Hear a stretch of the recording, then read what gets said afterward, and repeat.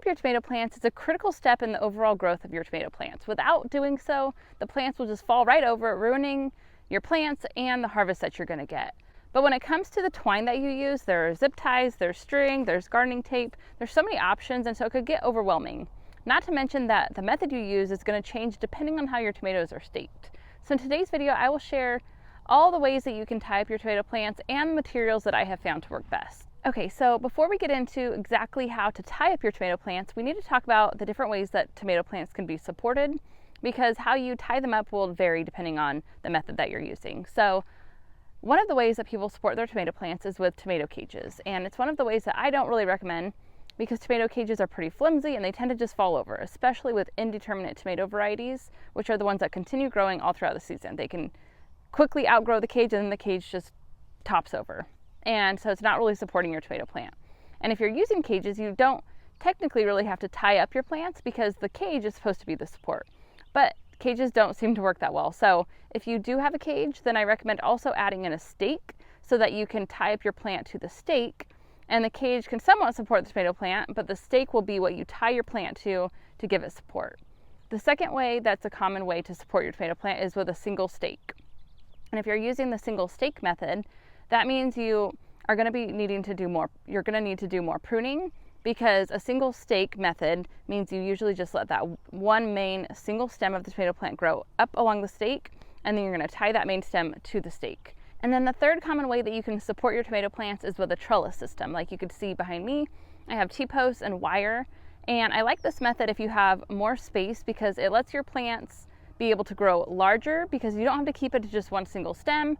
You can keep a few of the stems growing so your plants get a little larger and produce more fruit. I don't let them get totally out of control. I still prune them and keep them in check, but with this method, I can tie branches to the trellis. I don't have to just stake the single stem to the stake. Okay, and then before we go into how to actually tie up the plants, let's go over the different types of twine and string you can use so that you can decide what's best for you. So one of the really common things is stretchy garden tape. And I do like stretchy garden tape. The only downside is that I have found in the really hot sun, it tends to get brittle, and sometimes even by the end of the season, it's already breaking. So it doesn't necessarily support the tomatoes all season long, which is what I don't like. If it's out of the sun, it tends to hold up pretty well, but as I start getting higher up the plant, it tends to get brittle. The other string that I've used is this string right here. I think I found it on Amazon, and it's more of like a cotton stretchy rope. And it does work pretty well. It doesn't get flimsy like the garden tape, but it almost gets overstretched, and so it doesn't really continue supporting the plant quite as good as some of the other things I found. The other thing is zip ties, and I don't like zip ties because usually the branches I'm tying up, there's not even enough room to get around the branch and then to start zip tying around the trellis. So they just don't give you much room to work with, and they don't have any give. And sometimes if you get it too tight, then the branch as it keeps, or the main stem of the tomato plant, as it continues growing, then you can kind of cut off some growth because you're not giving any movement for the plant. So zip ties aren't really my favorite for tomato plants. But the string that I have found that I like the best is sort of like this rubber material, and I got it at our local hardware store, and so I couldn't find it online. I actually don't even know what the brand is, but it's sort of like a stretchy bungee type cord, and it kind of has this rubber coating, and so it holds up really well, and I really like it because I can reuse it each season, which usually all this stuff is pretty cheap, but it's always nice to be able to reuse stuff when possible. And this kind of has a rubber coating, it holds up really well, and it has some stretch to it. But something that is kind of similar to this that you could use is 1/8 inch braided bungee cord, and you could get a 120-yard roll on Amazon for about $10. So it's super affordable, and it has the same concept. It's stretchy, you can reuse it each year, and so I would recommend something like that. Or if you have something at your local hardware store like this, that's great. If not, use garden tape. You can find garden tape anywhere. So as you go through your tomato plants, the very first spot you want to start tying is the main stem.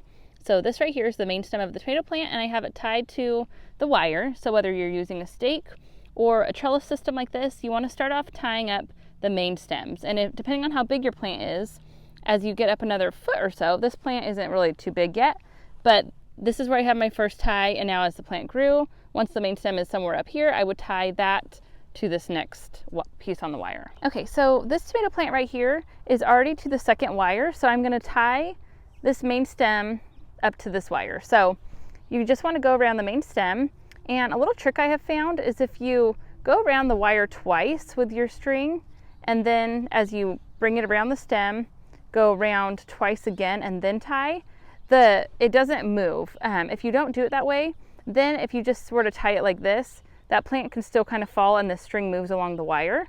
So I just make sure that I wrap the string once around the wire and then around the stem and once more around the wire so that it's more supported and it doesn't slide back and forth on the wire. And then I just do a little bow knot because that makes it easier to take apart at the end of the season because this twine right here is reusable. So then after tying up the main stem, then you want to start tying up branches that are getting flimsy. So right here, this is another main stem, but it's not the main stem that goes right up along from the ground to the top of the plant. So that would really be considered your main stem right here that starts at the ground and works its way straight up to the top. And that's a great method for single staking your tomato plants. You would just keep that main stem and just tie right along your main stem. But since I have lots of room with this trellis, I let other branches grow as well, but they need support. So right here, I have just gently put the garden tape around this main stem and tied it over here to the wire. Same thing over here. You can see I have a pretty big tomato plant that's starting to grow right here. This branch with these tomatoes was starting to get a little heavy, so I put the twine, in this case I was using the garden tape. I ran out of the good twine, so I just am supporting this branch. I'm supporting this branch down here.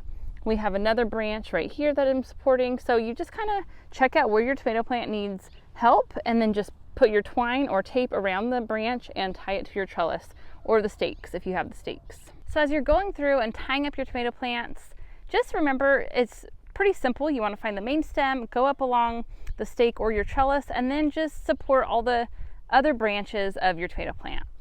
And the other important thing to do as you're out there tying up your plants is to prune.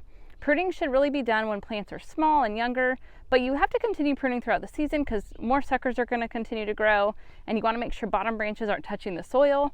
And so if you head to this video right here, I go over the exact process of how to prune your tomato plants and all the important details you need to know. So head to that video next and I'll see you there.